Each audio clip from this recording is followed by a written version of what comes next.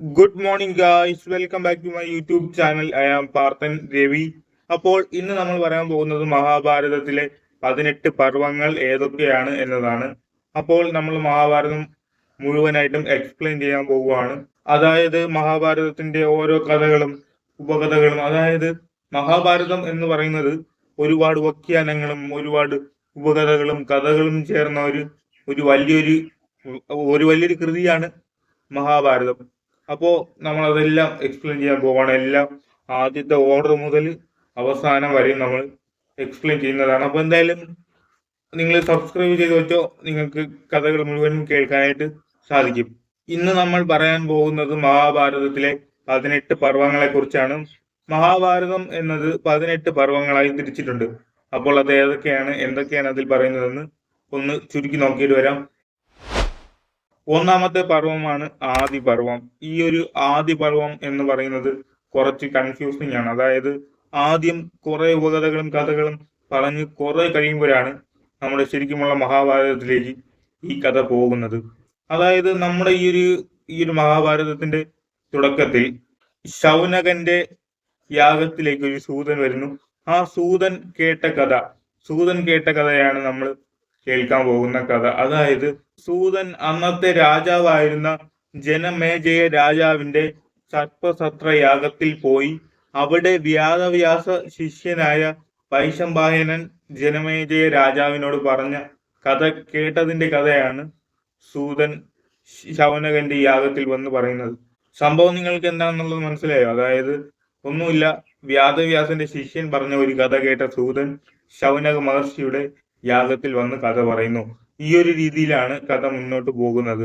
ജനമേജയ രാജാവ് എന്ന് പറയുന്നത് അഭിമന്യുവിന്റെ പുത്രനായ പരീക്ഷത്തിന്റെ പുത്രനാണ് ജനമേജയ രാജാവ്. ജനമേജയ രാജാവിന്റെ കാലത്താണ് സൂതൻ ഈ കഥ പറയുന്നത്. യഥാർത്ഥ മഹാഭാരതത്തിലേക്ക് നമ്മൾ എത്തുന്നതിന് മുൻപ് നമ്മൾ കേൾക്കാൻ പോകുന്ന കഥ പരീക്ഷത്തിന്റെ കഥയും ജനമേജയ രാജാവ് എന്തുകൊണ്ട് സർപ്പസത്രം നടത്തി എന്ന കഥയുമാണ്. അതെല്ലാം കേട്ട് കഴിയുമ്പോഴാണ് നമ്മൾ ശരിക്കുമുള്ള മഹാഭാരതത്തിലേക്ക് കയറുന്നത്. നമ്മൾ ശരിക്കുമുള്ള മഹാഭാരതത്തിലേക്ക് കടക്കുമ്പോൾ കഥ തുടങ്ങുന്നത് സത്യവതിയുടെ ജനനവും യയാതി മുതൽ ശാന്തനു മഹാരാജാവ് വരെ ഭരിച്ച കാലവും പറഞ്ഞിട്ടാണ് തുടങ്ങുന്നത്. പിന്നെ ഭീഷ്മർ ജനിക്കുന്നു, പിന്നെ നമ്മുടെ ധൃതരാഷ്ട്രനും പാണ്ഡവും ജനിക്കുന്നു, പിന്നെ അവരുടെ കുട്ടിക്കാലം പറയുന്നു.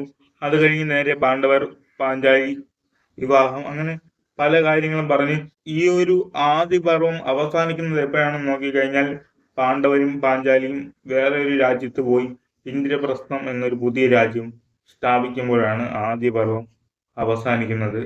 രണ്ടാമത്തെ പർവമാണ് സഭാപർവം. ഞാൻ എല്ലാം വളരെ ചുരുക്കിയാണ് പറയുന്നത്, കാരണം നമുക്ക് മുഴുവൻ കഥയും പിന്നീട് കേൾക്കാവുന്നതാണ്. അപ്പോൾ സഭാപർവം അതാണ് രണ്ടാമത്തേത്. സഭാപർവത്തിൽ പറയുന്നത് എന്താണെന്നാൽ ഈ ഒരു പാണ്ഡവരും പാഞ്ചാലിയും പോയിട്ട് പുതിയൊരു രാജ്യം നിർമ്മിച്ച് ആ രാജ്യം വളരെ ഐശ്വര്യപൂർണമായ ഒരു രാജ്യമായി മാറി. അപ്പോ ഈ ഒരു രാജ്യത്തെ ഒക്കെ കണ്ട അപ്പോൾ സ്വാഭാവികമായിട്ടും ദുര്യോധനൻ ഇതൊക്കെ കാണുമ്പോഴേക്കും അസൂയ പൊട്ടും. അങ്ങനെ അസൂയ പൊട്ടിയ ദുര്യോധനൻ കാണിച്ചു കൂട്ടുന്ന പരാക്രമങ്ങളും പിന്നീട് ചൂതുകളിയുടെ കാര്യങ്ങളൊക്കെയാണ് കാണിക്കുന്നത്. അങ്ങനെ ഈ ഒരു സഭാപർവം അവസാനിക്കുമ്പോൾ പാണ്ഡവരും പാഞ്ചാലിയും കോരവനത്തിലേക്ക് 12 വർഷത്തെ വനവാസത്തിനും 1 വർഷത്തെ അജ്ഞാതവാസത്തിനും പോകുന്നതോടെയാണ് ഈ ഒരു സഭാപർവം അവസാനിക്കുന്നത്. മൂന്നാമത്തെ പർവമാണ് ആരണ്യപർവം. അതായത് ഈ ഒരു പാണ്ഡവനും പാഞ്ചാലിയും 12 വർഷത്തെ വനവാസത്തിന് പോകുമ്പോഴുള്ള കാര്യങ്ങളാണ് ഈ ഒരു ആരണ്യപർവത്തിൽ പറയുന്നത്. നളചരിതം, കല്യാണ സൗഗന്ധികം തുടങ്ങിയ ഒരുപാടധികം ഉപകഥകൾ വരുന്നത് ഈ ഒരു ആരണ്യപർവത്തിലാണ്. 12 വർഷത്തെ കാര്യങ്ങളാണ് ഈ ഒരു ആരണ്യപർവത്തിൽ പറയുന്നത്. നാലാമത്തേത് വിരാടപർവം. ഈ ഒരു വിരാടപർവത്തിൽ പറയുന്നത് അവര് 1 വർഷത്തെ അജ്ഞാതവാസം വിരാട രാജധാനിയിൽ നടത്തുന്ന ഒരു കാര്യമാണ്. അതായത് അവിടുത്തെ സേവകരായിട്ടും തോഴിയായിട്ടും ഒക്കെ നിന്ന് 1 വർഷം അജ്ഞാതവാസം ചെയ്യുന്നതും കീചകൻ പാഞ്ചാലിയെ ഉപദ്രവിക്കുന്നതിനെ തുടർന്ന് ഭീമൻ കീചകനെ കൊല്ലുന്നതും അങ്ങനെയുള്ള കാര്യങ്ങളൊക്കെയാണ് ഈ ഒരു വിരാടപർവത്തിൽ പറയുന്നത്. ഈ വിരാടപർവത്തിന്റെ അവസാനത്തിൽ പാണ്ഡവരുടെയും പാഞ്ചാലിയുടെയും അജ്ഞാതവാസവും അവസാനിക്കുന്നു. അഞ്ചാമത്തേത് ഉദ്യോഗ പർവമാണ്. അതായത് ഇതിൽ പറയുന്നത് പാണ്ഡവരും പാഞ്ചാലിയും അജ്ഞാതവാസം കഴിഞ്ഞു വരുമ്പോൾ കരാർ പ്രകാരം അവരുടെ രാജ്യം തിരികെ കൊടുക്കണം. എന്നാൽ കൗരവർ അത് വിസമ്മതിക്കുകയും അതിനെ തുടർന്ന് യുദ്ധത്തിന് തയ്യാറെടുക്കുന്നതുമാണ് ഉദ്യോഗ പർവം എന്ന് പറയുന്നത്. കൗരവരുടെ ഭാഗത്ത് 11 അക്ഷൗഹിണി പടയും പാണ്ഡവരുടെ ഭാഗത്ത് 7 അശ്വഹിണി പടയും ഉണ്ടായിരുന്നു. അപ്പോ ഈ ഭാരതത്തിലെ എല്ലാ ഒട്ടുമിക്ക രാജാക്കന്മാരും ഈ ഒരു മഹായുദ്ധത്തിൽ രണ്ട് സൈന്യത്തുമായിട്ട്, അതായത് രണ്ട് ഭാഗത്തുമായിട്ട് അണിനിരന്നു. അങ്ങനെ ഇരുവശങ്ങളും യുദ്ധത്തിനായിട്ട് അണിനിരന്ന് നിൽക്കുന്നതോടെയാണ് ഈ ഒരു ഉദ്യോഗ പർവം അവസാനിക്കുന്നത്. ആറാമത്തേത് ഭീഷ്മ പർവം. അതായത് നമ്മുടെ പാണ്ഡവ സൈന്യത്തിന്റെ ശക്തിയായിരുന്നു അർജുനൻ. അതുപോലെ തന്നെ കൗരവരുടെ സേനാധിപതിയായിരുന്നു ഭീഷ്മർ എത്രമാത്രം ശക്തിശാലിയാണെന്നുള്ള കാര്യം നമുക്കറിയാം. അപ്പോൾ ഈ ഒരു ഭാഗത്താണ് ഗീതോപദേശം വരുന്നത്. അതായത് തന്റെ ഉറ്റവരെയും ഉടയവരെയും കണ്ട് ഇവരെയൊക്കെ വധിക്കണമല്ലോ എന്ന് ചിന്തിച്ച് നിൽക്കുന്ന അർജുനന് ശ്രീകൃഷ്ണൻ ഗീതോപദേശം കൊടുക്കുന്ന ഒരു ഭാഗം കൂടിയാണ് ഈ പറയുന്ന ഭീഷ്മപർവം. ഭീഷ്മരെ അർജുനൻ ശരശയ്യയിൽ കിടത്തുന്നതോടുകൂടിയാണ് ഈ ഒരു ഭീഷ്മപർവം അവസാനിക്കുന്നത്. ഏഴാമത്തെ പർവമാണ് ദ്രോണപർവം. ദ്രോണർ പാണ്ഡവരുടെയും കൗരവരുടെയും ഗുരുനാഥനാണ്. അങ്ങനെ ഭീഷ്മർ ശരശയ്യയിൽ കിടന്നതോടുകൂടി ദ്രോണർ സേനയുടെ സേനാധിപതിയാവുകയാണ്.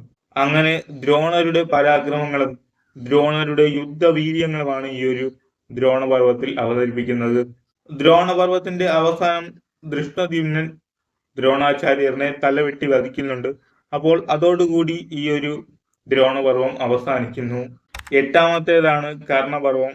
കർണനായിരുന്നു പിന്നെ ദ്രോണർക്ക് ശേഷം സേനാധിപതിയായത്. എന്നാൽ ദൗർഭാഗ്യവശാൽ ഈ ഒരു കർണൻ സേനാധിപതിയായ സമയത്തായിരുന്നു കൗരവ പടയിലെ ഒട്ടുമിക്ക ആൾക്കാരും മരണമടഞ്ഞത്, ദുശാസനൻ ഉൾപ്പെടെ. അപ്പോ ഇതിൽ പറയുന്നത് കർണന്റെ യുദ്ധമികവും കാര്യങ്ങളൊക്കെയാണ് ഈ ഒരു കർണപർവത്തിൽ പറയുന്നത്.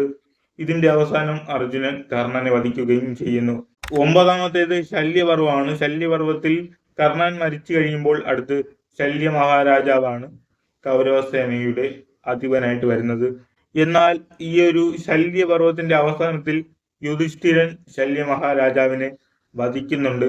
ശല്യ മഹാരാജാവിന്റെ വധം കഴിയുന്നതോടുകൂടിയാണ് അശ്വത്ഥാത്മാവ് ഈ ഒരു സേനയുടെ അധിപതിയായിട്ട് വരുന്നത്. എന്നാൽ ആ സമയത്തായിരുന്നു ഭീമൻ ദുര്യോധനനെ തുടക്കടിച്ച് വീഴ്ത്തി കൊല്ലുന്നത്.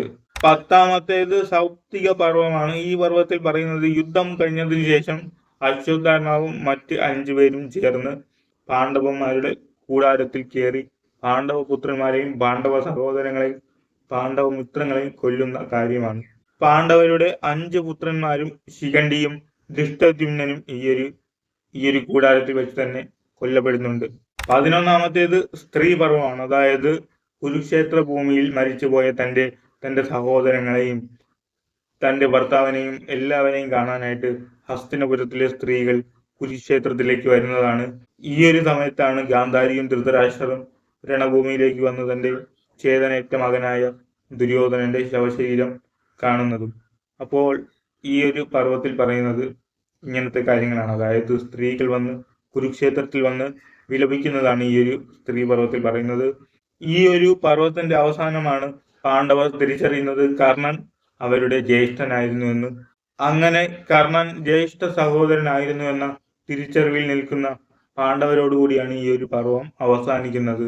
12ാമത്തേത് ശാന്തി പർവമാണ്. ഈ ഒരു പർവത്തിലാണ് യുധിഷ്ഠിരൻ ഹസ്തിനപുരത്തിന്റെ രാജാവായി പട്ടാഭിഷേകം ചെയ്യുന്നതും ശരശയ്യയിൽ കിടക്കുന്ന ഭീഷ്മരെ കാണാനായിട്ട് യുധിഷ്ഠിരൻ പോകുന്നതും ഭീഷ്മരുടെ പക്കൽ നിന്നും ഒരുപാടധികം ഉപദേശങ്ങൾ കൈപ്പറ്റുന്നതും.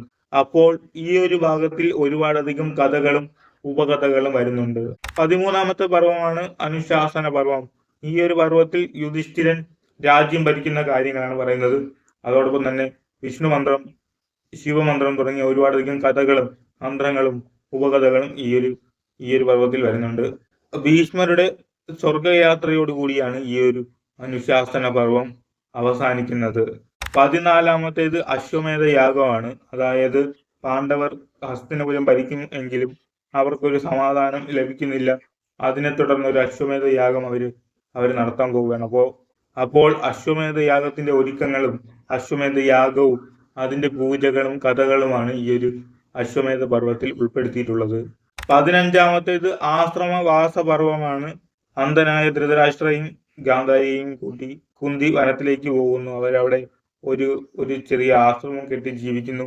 ഒരുപാട് മഹാഋഷിമാരെ കണ്ട് അഭിപ്രായങ്ങളും ഉപദേശങ്ങളും അനുഗ്രഹങ്ങളും വാങ്ങുന്നു.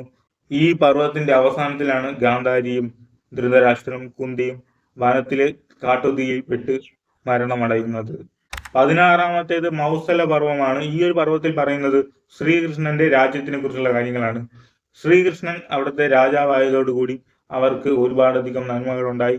എന്നാൽ പിന്നീട് ഗാന്ധാരിയുടെ ശാപം പോലെ തന്നെ ആ ഒരു രാജ്യം നാശത്തിലേക്ക് പോകുന്നു.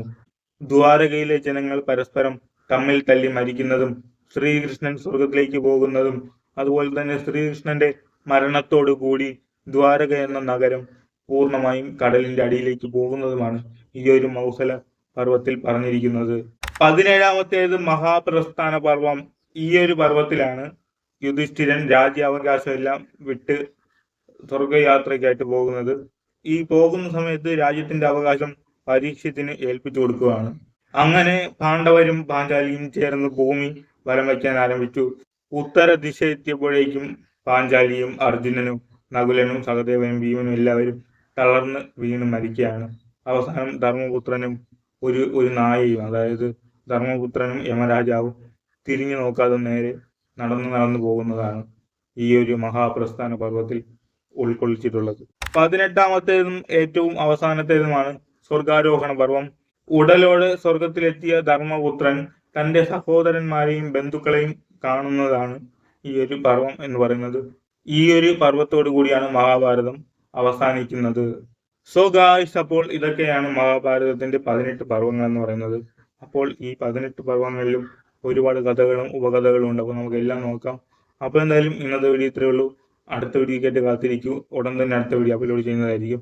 ഇനി നമ്മൾ മഹാഭാരതത്തിലേക്ക് ഡയറക്റ്റ് പോകാൻ പോവാണ്. അപ്പോൾ എന്തായാലും അടുത്ത വീഡിയോയിൽ കാണാം. Okay, by.